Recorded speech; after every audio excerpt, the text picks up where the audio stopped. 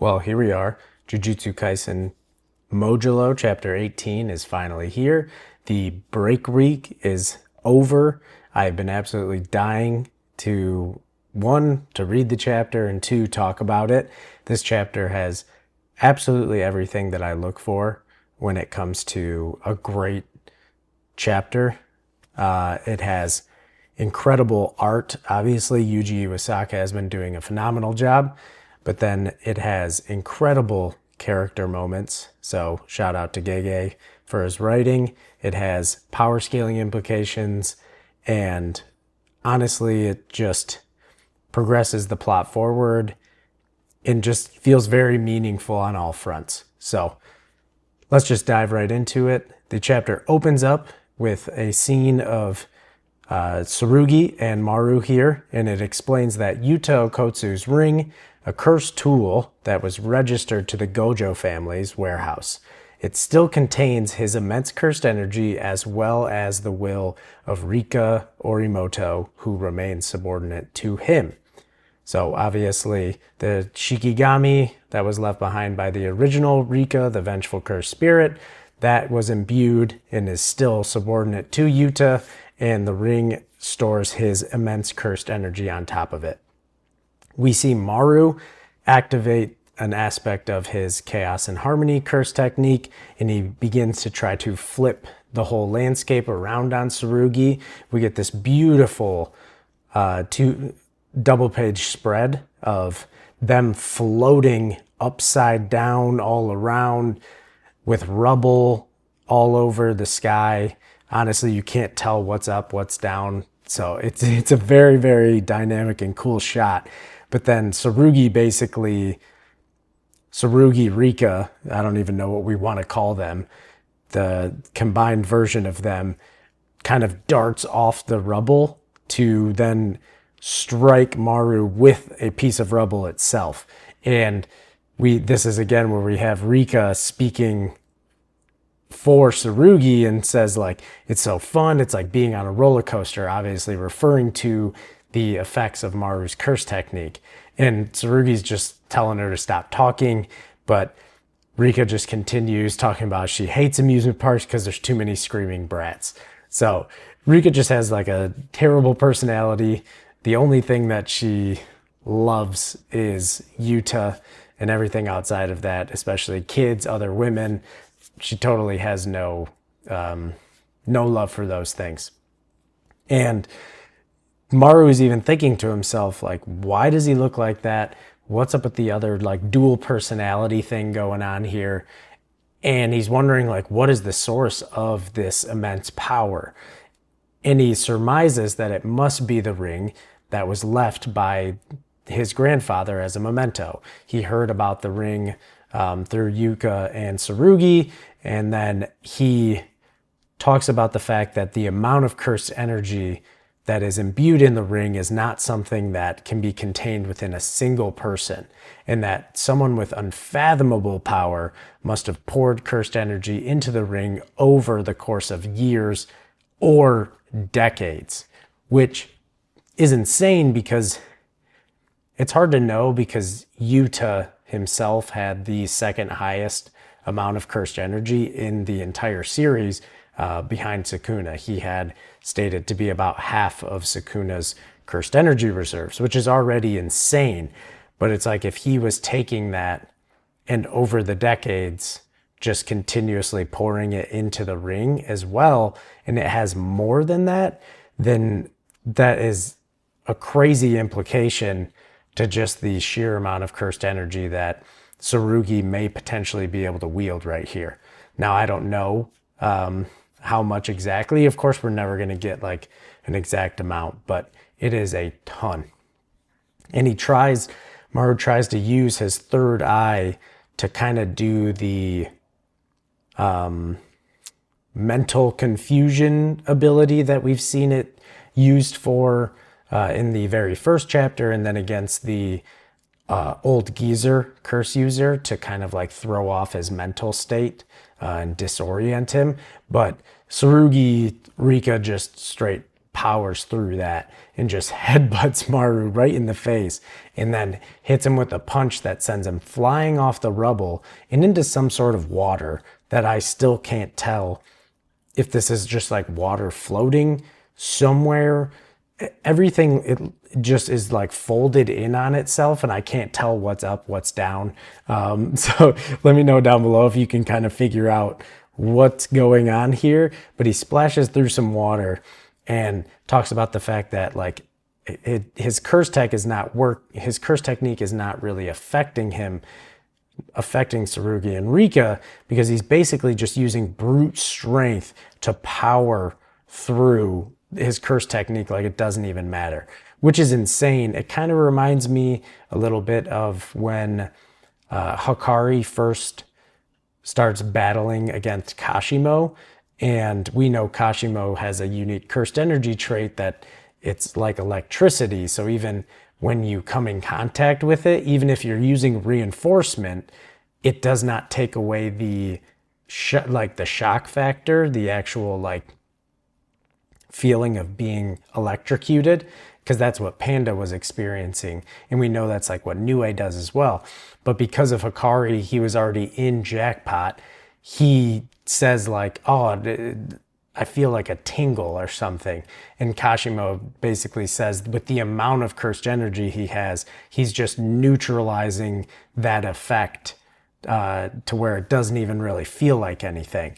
And I know this isn't exactly the same thing because this is a literal curse technique, and it seems to be having still an effect, because just earlier he was kind of, Tsurugi, Rika was being spun around, but they're almost able, with their immense strength and cursed energy, they're just able to kind of force right through it without it severely hampering them in any way.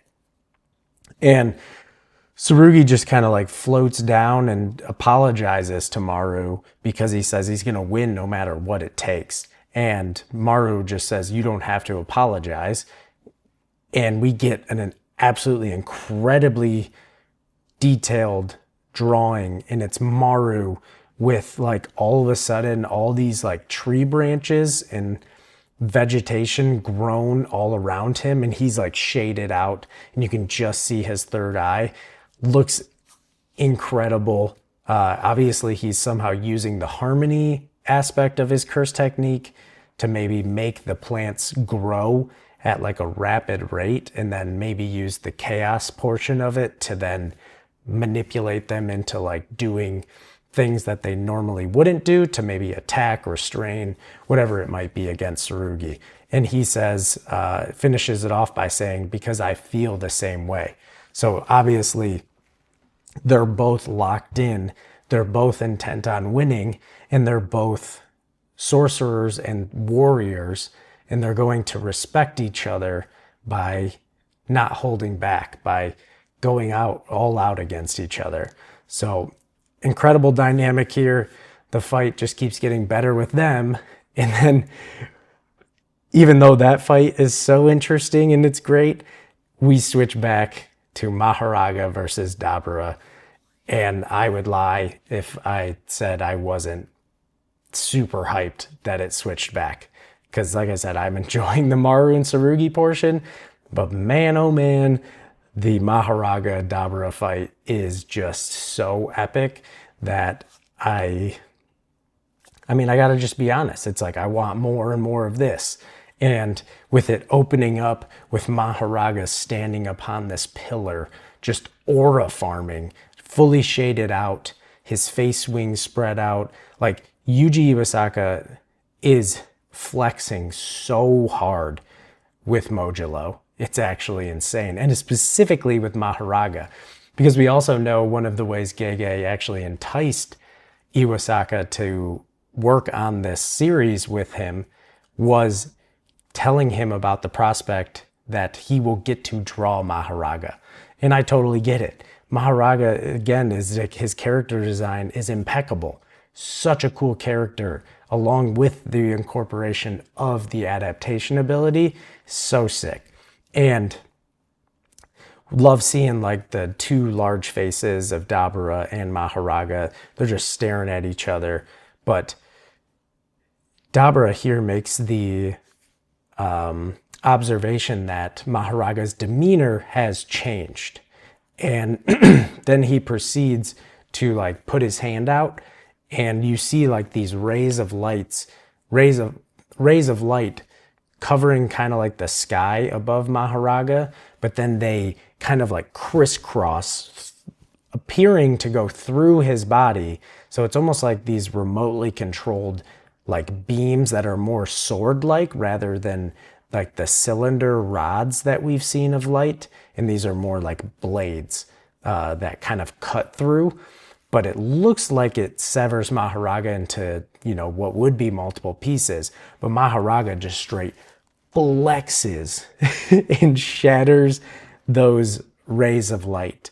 And Dabra has a legitimate concerned face right here. Like, what the crap just happened? And I want to say, this is another funny enough Hikari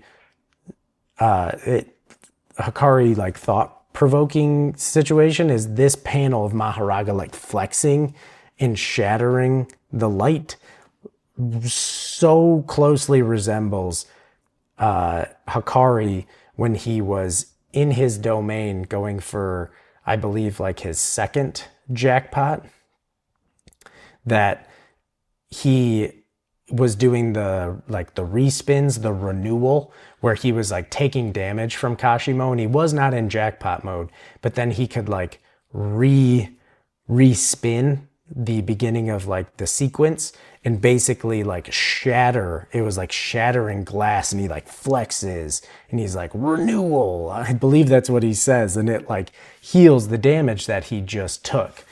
So that just reminded me of that, because I've read that fight so many times that when I see a panel, I'm just like, holy crap, that looks exactly like that one.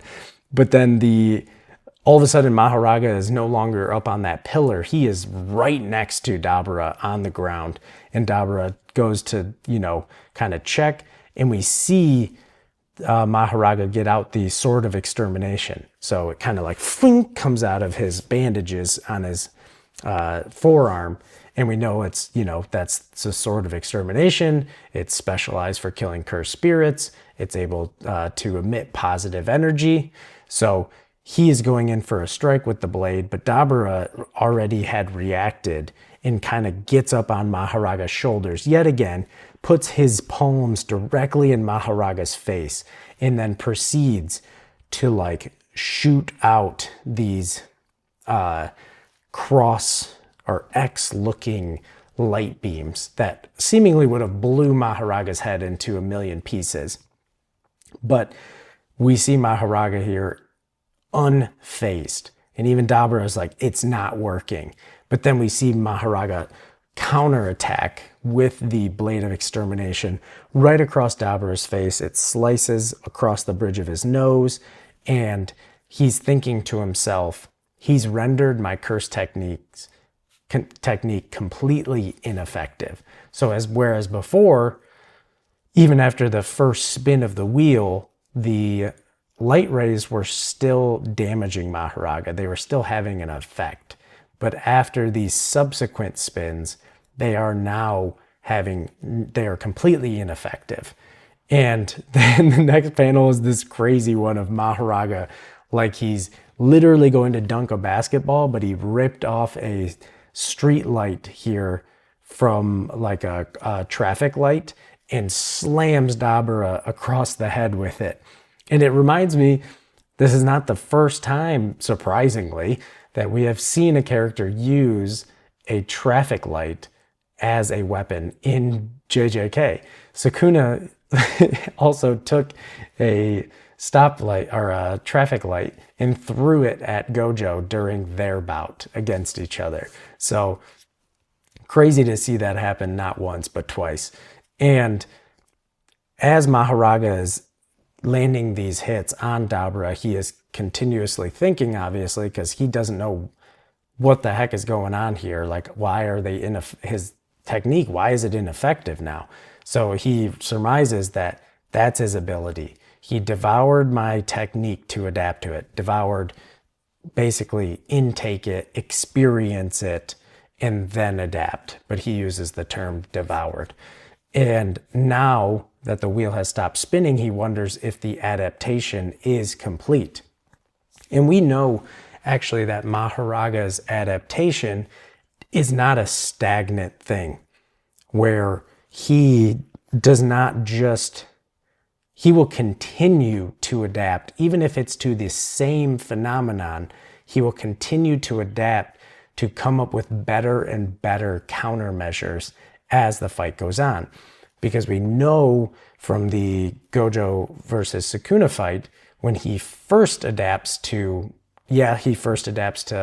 Unlimited Void, but then he gets put back in the shadow. And then the next step is to adapt to Gojo's Infinity / Blue, because Blue is just a amplified version of the Limitless, and the Infinity is the neutral. So he first is able to bypass Infinity by changing the properties of his cursed energy, by actually being able to bypass it. But Sukuna could not mimic that. So, because he was looking for a way to be able to basically use Maharaga as a blueprint, and he could not use that first adaptation as a blueprint because it fundamentally was just impossible for Sukuna. And then he proceeded through more experience and time against the Limitless. He was then able to adapt further to then get the expansion of curse technique targets. And that's how he was then able to slice Gojo's arm off. And that was the blueprint that Sukuna used ultimately for the world cutting slash. So Dabura is thinking to himself that Maharaga's adaptation is complete. While yes, all light-based attacks are going to continue to get less effective, they are already practically ineffective, that does not mean that Maharaga is done at adapting, which is the scary part about Maharaga. It is 100%, it's a battle against time. The more time it takes to battle Maharaga, the smaller and smaller your percentage chance of winning actually becomes.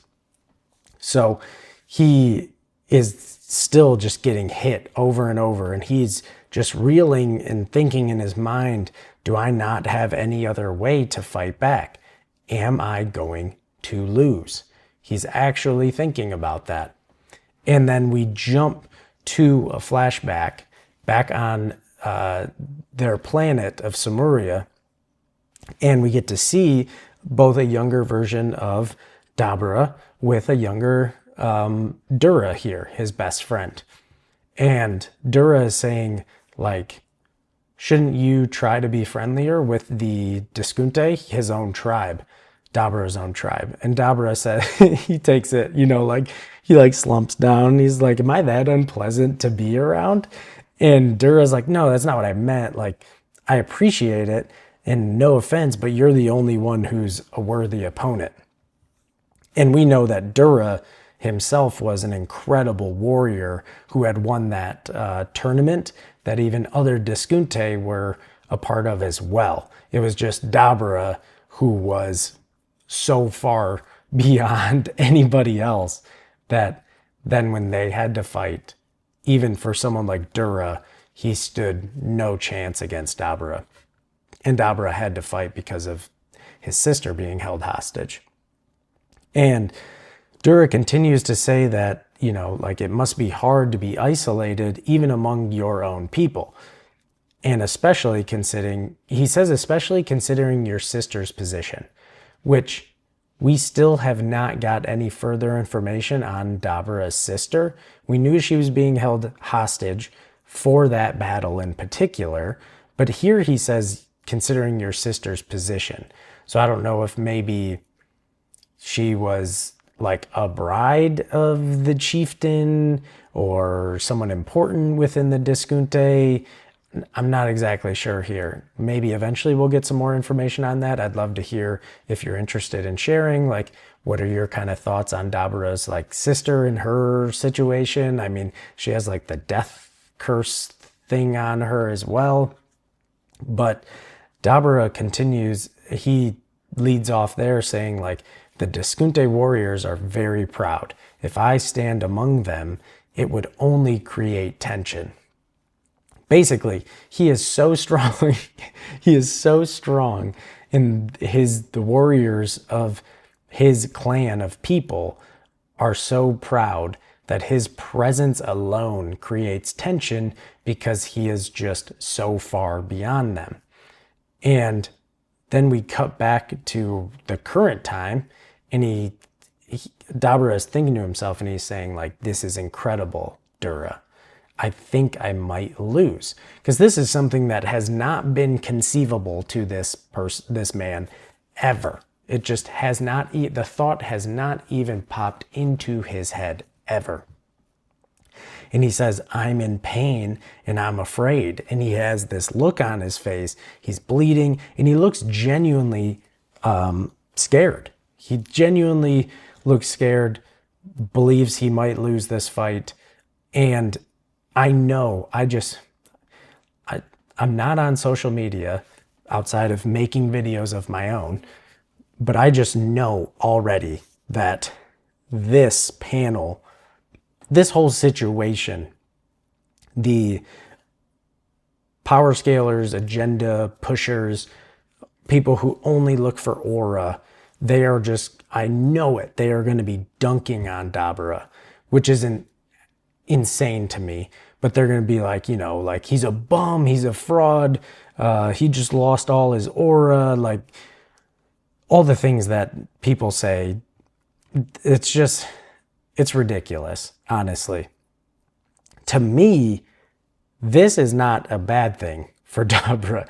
This actually makes Dabura so much better, in my personal opinion. It has taken me from the perspective of Dabura is a cool character with an amazing design, great power, like looks sweet, is kind of just like apathetic strong guy, you know, with cool design, to now has legitimate depth, and I care about him so much more. Just from this one chapter with this one flashback with Dura, and the way he responds to this situation makes me like, Dabura is now one of my favorite characters in Modulo for sure.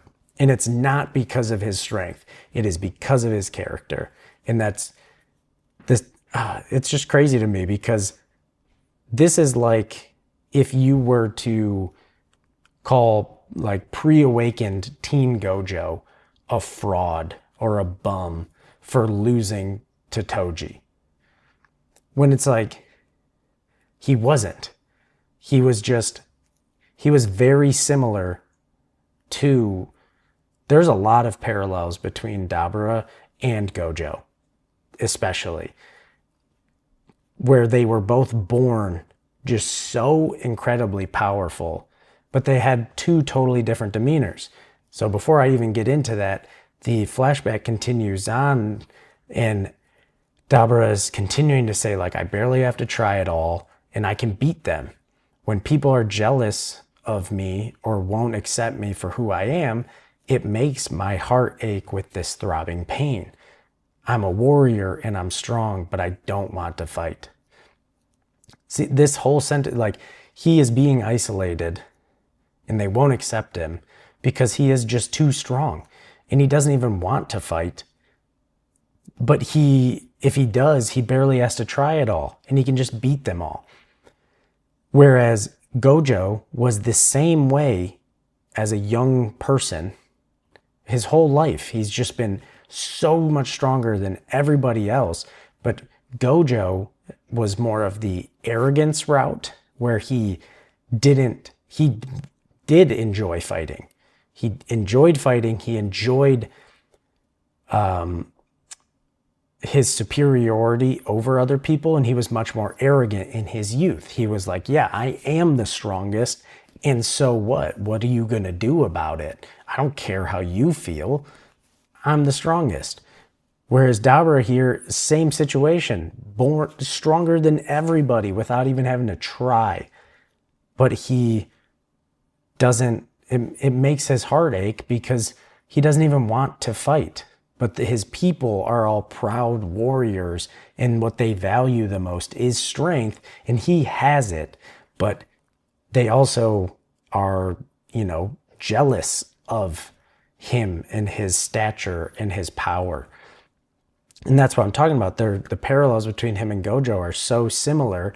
And then Gojo got humbled by Toji through the, immaculate plan. But Gojo never conceived that he could ever lose. And that's why he only had ever been able to utilize the Infinity and Blue. He didn't push the technique any further than that because he never needed to. But then after almost dying, losing his fight, almost dying, that is what took him to the next level. That is when he awakened. That is when he got to the core of cursed energy and he opened up the rest of his abilities. And then he continued to build on those even after the fight with Toji. And that led him to become the strongest sorcerer of the modern age and to be able to compete with someone like Sukuna. Here, Dabura is experiencing a similar situation. This man has never had to try against any opponent. And he thought Maharaga was going to be just literally more of the same. Dabura is not a teenager. He is an adult. He is an adult. He has lived even longer having no opponents. So it's understandable, especially for someone who doesn't even want to fight, or at least has the demeanor of really not seeking out the strength and wanting to prove himself against other people. He doesn't really have that. And I love that for his character because it's a very interesting perspective on the strongest. And Dura actually laughs here and he's like, you've got it all wrong. It's not that you don't want to fight. It's that you've never been in a real one before. You're so strong, you've never really become a warrior. This is so good. This is so good. And to belittle this character development and this moment for Dabura and this new thesis of what it means to be the strongest, it just makes me really sad because it's so good. It's so good. And I hope some of you out there, also resonate with it. And I'd love to hear kind of what your thoughts are on Dabura's development as a character. But Dabura here says he doesn't understand. And Dura's like, well, words can only express so much. But someday somebody so strong will appear that you'll think you're going to lose and then you'll understand. And I mean, he couldn't be more right because Maharaga is the perfect test, the perfect exam for a character that proves if they are the strongest, if they are a truly top tier contender in the verse. Maharaga is like the measuring stick. And I think that's why Maharaga himself never gets any flack, because even though he loses every time he comes out, we know how exceptionally powerful he is. And like I said, he's like the test. So then we just, kind of give praise to the characters that are able to overcome that test. We saw Sukuna do it. We saw Gojo do it.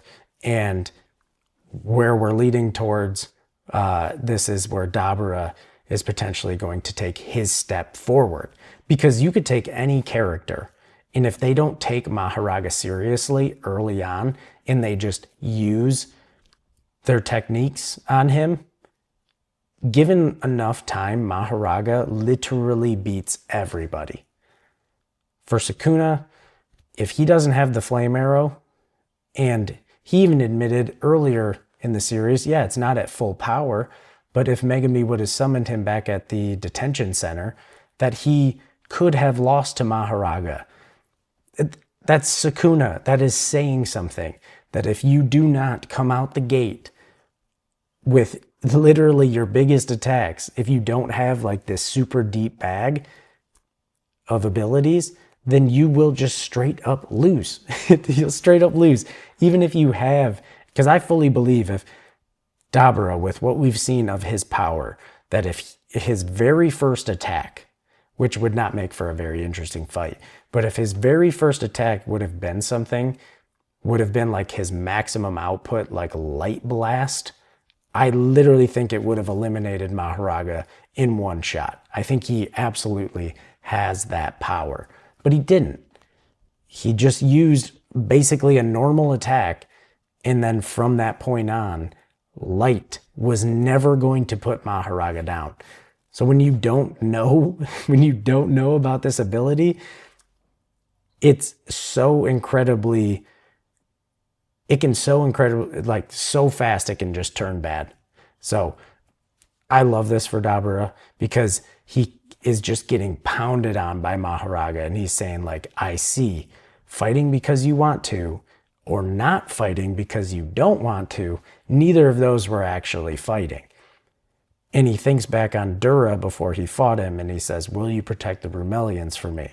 I know you're capable of it, Dabura. And we see his sister here again. And Dabura continues and says, but fighting because you have to. And he's picturing all the Brumelians here. You know, Maru, Cross, Jabaloma, all the guys. And then we see Maharaga was coming in for a strike with the Sword of Extermination, and Dabura actually shatters the blade, grabs his Maharaga's fist, and he's thinking to himself, he says, that's a true fight. And someone who is capable of that is a warrior. And he throws Maharaga's fist to the side, gets him to back up. Maharaga, even though he doesn't have actual like true facial features, looks kind of shocked here. And then Dabura's like, hey, I'm sorry, but I'll fight for real now. And the narration boxes kick in and say that Dabura's curse techniques are blank and light.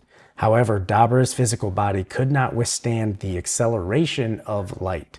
So he was never able to move with the speed of light himself. So using the curse technique on himself, because his body would not be able to withstand that type of acceleration.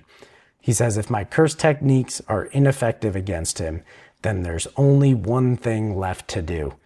Beat him with my bare hands. And I'll push my body's strength and speed to their absolute limit. And we see Dabura locking in, getting poised, ready to strike. And he says, Dura, I'll become a warrior.